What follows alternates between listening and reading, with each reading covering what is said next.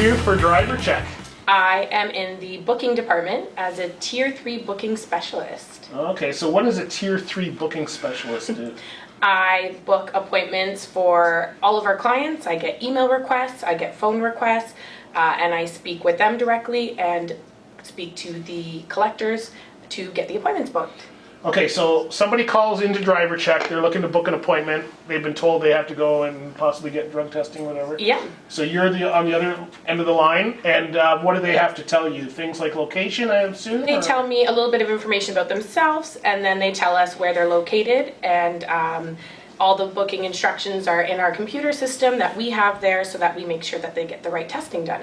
So we deal a lot with truck drivers who might be in the middle of who knows where, and not sure where that place is. Are you just a database filled with all kinds of places? How would we know where to go? Absolutely. So most of the time, if they're in a more like remote area, they already know when they're calling in, they're like, oh, I'm in this town. And they're like, so I know I'm probably driving for an hour or 2 hours to get to you. Right. But we have a mapping system that we can use that can help locate us, to locate the closest location for them, as well as Google Maps is our best friends too, to help give directions. We always like to laugh that we're in Ontario, because most of the time when it's not in Ontario, the northern towns and that, I'm like, I'm in Toronto, so I'm not quite sure where that is, but let me look it up, and I can do that for them. Have you ever had an issue where the Google map did not work for them? In the trucking industry, we're big against regular map because they're driving trucks, not cars. Yeah, absolutely. Or there's very remote areas that they're like, there's not even an address. Yeah. They're like, it's this rural road. You'll see this post with this sign, and we're like, oh, well. Most of the time it's not a problem because where we're sending them is not so remote and they're able to find it. If we need a mobile collector to go to them in case of like emergencies or anything like that, then it starts to become a little bit more of a problem because we need to make sure that our driver knows where they're going. Right.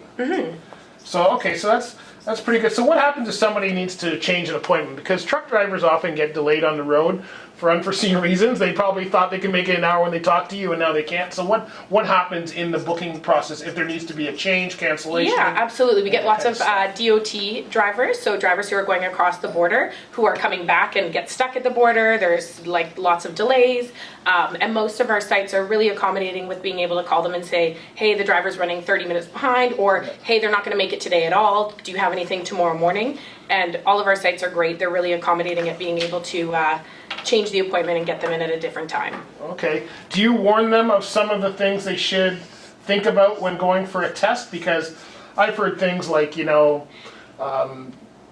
using mouthwash right before you can throw off a test, those kind of things, and the guy's going, okay, I'm just going to eat my breakfast and I'll go right over. I'm just going to finish this poppy seed muffin I'm eating at the Tim Hortons. Usually it's myths and stuff like that people have heard that they shouldn't do before they come in. We always advise them to try to arrive with a full bladder to be able to provide a sample. Otherwise, they can be there for a few hours in order to give a sample.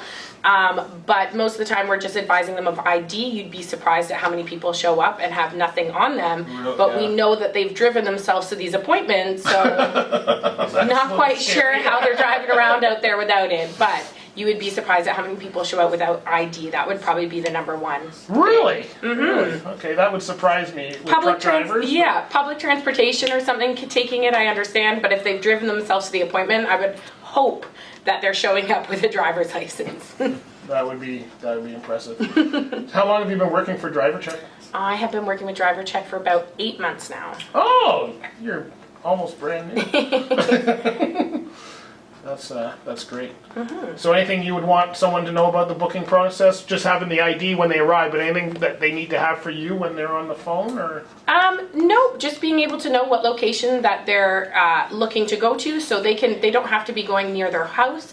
If it's somewhere on the route and they know they're going to be passing a certain city, even giving us an estimate. Most sites are good. If we say, hey, they're going to be there between like 1 and 2, they're like, yeah, put it in for 1:30 when they show up, no problem. We'll test them. We're very like last minute accommodating. So if you're driving through a city and you're like, you know what, I'm not going to make it to this point, but I'm going through here, maybe they can take me, just give us a call. Like, we're super accommodating. We can try to get you in like wherever you're located, and we'll try really hard to find a site that can accommodate you. Awesome. Well, thank you very much for your time. You want to see your caricature I ideas do. too? I'm really excited. Oh, that's awesome. I love it. Oh my gosh. Great.